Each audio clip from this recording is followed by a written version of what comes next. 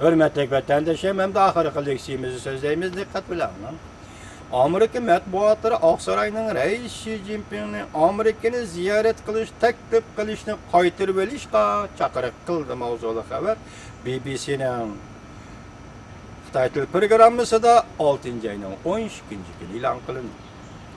Cumhur Harbiy İşler Komitetinin Mavres Pen Chang'ın Amerika'da ziyarette buluvatkan muşundaq bir paytda Amerika Qo'shma Shtatlar hukumat tarmoqlarining to'g'ri betlari hakkerlarning hujumiga uchragan muşundaq bir paytda Amerikada o'ngchi matbuotlar bir tarafdan hakkerlar to'g'ri betlarga zo'r ko'lamda hujum qilayotgan bir paytda Oqsaroyning rais Xi Jinpingni Amerikani ziyorat qilishga taklif qilishini tanqidlagan bo'lsa, yana bir tarafdan Prezident Obama'nın Sharqi Janubiy Osiyo siyosat guruhini o'zgartib tashkillab, Jungoga qattiq siyosiy yo'l tutadiganligini faraz qilishdi.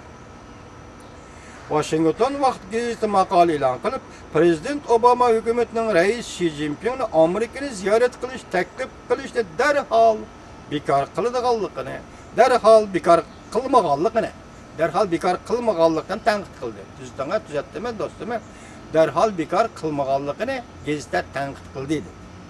Washington erkinlik munara maqola e'lon qilib, Prezident Obama'nın Sharqiy Osiyo siyosat guruhidan 2 nafar Xitoyparast yuqori darajalik amaldorning pensiyaga chiqishi va iste'fo berganligi Amerikaning Jungoga qaratgan siyosatining texama qattiq bo'ladiganligini tushuntirib berdi deb ko'rsatdi. Sharqiy Osiyo xizmat guruhi o'zgartib tashkillandi. Amerika matbuotlari orqa-orqadan xabar qilib, Oqsaroy Osiyo ishlari mudiri Nopozlov Arabov Oqsaroyda qayta Osiyo siyosatini qayta tanqidlashtirish siyosati tuzgichi Ivan Madaras haftaning 1-kuni iste'fo berganligini xabar qilishdi. Washington erkinlik munara gazeti xabar qilib, Oqsaroy Sharqi Osiyo guruhida yana boshqa Jungoshunos Paul Herning pensiyaga chiqqanligini ko'rsatdi. Xabarda bunda ko'rsatildi. Uzundan beri Markaziy axborot idorasida Sharqi Osiyo axborotiga mas'ul bo'lib ishlagan Jungoga mo'tadil siyosat belgilashni izchil tashabbus qilib kelgan Paul Her Ivan Madaras apandi iste'foga chiqqandan keyin bu kishi pensiyaga chiqarildi deb ko'rsatildi. Tahlilchilar bunda ko'rsatdi.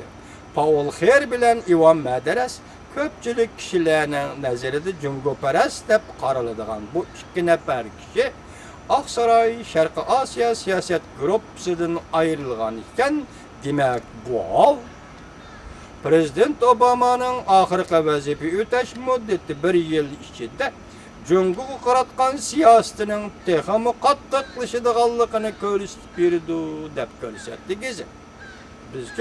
Bizmi albatta Oqsaroyning Jungoga qattiq siyosat belgilashini qo'llaymiz ham kutib turamiz.